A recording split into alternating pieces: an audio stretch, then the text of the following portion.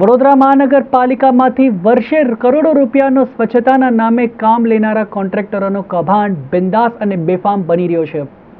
વડોદરા શહેર દેશ અને રાજ્યમાં સ્વચ્છતાના નામે 33મા ક્રમે આવીને પહોંચી ગયો છે, જેનું કારણ ફક્ત એ જ છે કે મહાનગરપાલિકામાં બેસેલા સત્તાધીશો અને નેતાઓના ચારે દિશામાં કોન્ટ્રાક્ટ લઈને કામ કરતા કોન્ટ્રાક્ટરો સાથે ટકાવારી મુખ્ય ભાગ ભજવી રહી છે, જેના કારણે ડોર ટુ ડોરની ગાડીઓ શહેરના અનેક વિસ્તારોમાં પહોંચતી જ નથી. બીજી તરફ મુજમોડા વિસ્તારમાં આવેલા સોલિડ વેસ્ટ ડમ્પિંગ સ્ટેશનમાંથી ગાડીઓના વજનમાં ખૂબ જ મોટો બેસેલા કર્મચારી સાથે કોન્ટ્રાક્ટરની કટકી લીધીનો ભ્રષ્ટાચાર ચાલી રહ્યો છે,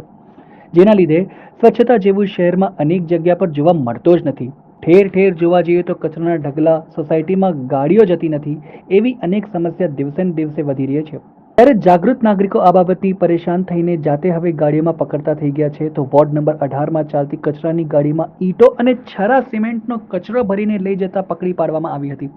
જેમાં વિડીયોમાં સ્પષ્ટ દેખાય છે કે ડ્રાઈવર અને સુપરવાઇઝર ખુલ્લી આમ દાદાગીરી કરી રહ્યા છે,